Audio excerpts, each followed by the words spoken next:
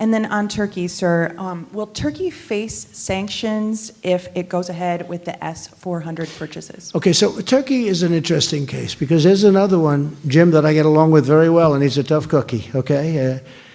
Right? President Erdogan. He's tough, but I get along with him. And maybe that's a bad thing, but I think it's a really good thing because, frankly, he wanted to wipe out, he has a big problem with the Kurds, as everyone knows, and he had a 65,000-man army at the border, and he was going to wipe out the Kurds who helped us with ISIS. We took out the caliphate. We have 100% of the caliphate.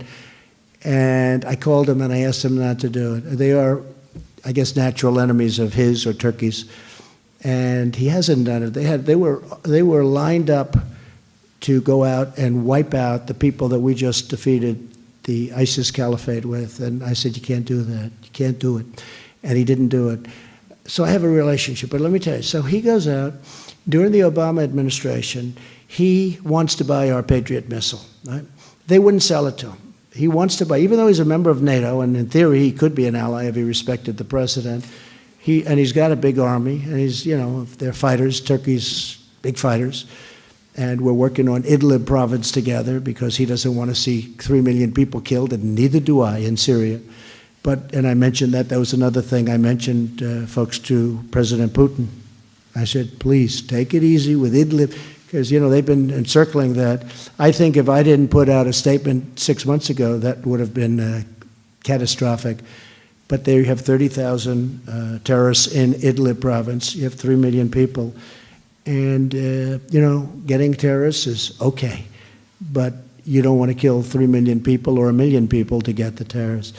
So anyway, so we get along great. But what happened with Turkey, and I will tell you when it's fair, when it's not fair, he wanted to buy the Patriot missile. President Obama's group said no. He kept wanting to buy it. They kept saying no, no, no. Couldn't buy it.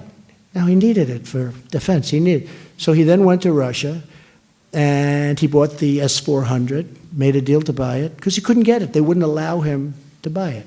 They wouldn't allow it. This administration, meaning this administration previous to mine, would not let him buy it. So he goes out, he goes to Russia, and he makes a deal for the S-400. And let's assume it's not nearly as good. But he made a deal. He paid him money, a lot of money, put up a lot of money. And he bought it.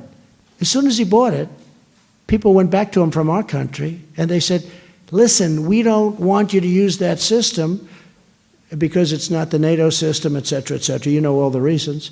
We don't want you to use that system. Do us a favor. We'll sell you the Patriot. He said, it's too late. I already bought it. There was nothing he could do. He already bought it. In the meantime, he bought over 100 F-35s, the greatest fighter jet in the world. It's stealth. You can't see it. It's real hard to beat something when you can't see it. But he bought over 100. I think he bought 116. But he bought over 100, a lot. And he has options for more. And now he wants delivery. He's paid a tremendous amount of money up front to Lockheed, our company, our jobs, everything.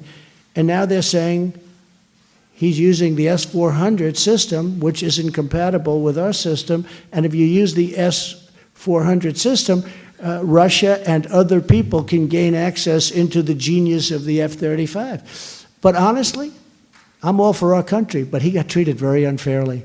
He was told, you can't buy it, you can't buy it. You know, it's the old secret when you can't have something. All of a sudden, he ends up going getting something else. And then they said, first they said, we'll sell it to you, you can have it in 4 years. Then they said, we'll get it to you immediately. But he said, I can't do it. I've spent a fortune on buying another system, similar system, from Russia. The problem is he already bought the planes, and the planes aren't compatible from our standpoint, not from the standpoint of compatibility, but from our standpoint, national security-wise. So it's a mess. It's a mess. And honestly, it's not really Erdogan's fault. So now we have breaking news. Donald Trump loves Turkey. So he loves Turkey. Donald Trump is on the side of Turkey instead of the United. No, I'm not. You don't I love our country, but I have to tell you, President Erdogan, who has done, he gave me our pastor back, Pastor Brunson. Nobody else could get him back. Remember? They couldn't get him back. President Obama, he was in jail for 35 years. He was going to be in jail forever. Pastor Brunson, who was an innocent man. I called him, and after a very short period of time, Pastor Brunson was standing in the Oval Office with me, and he was back.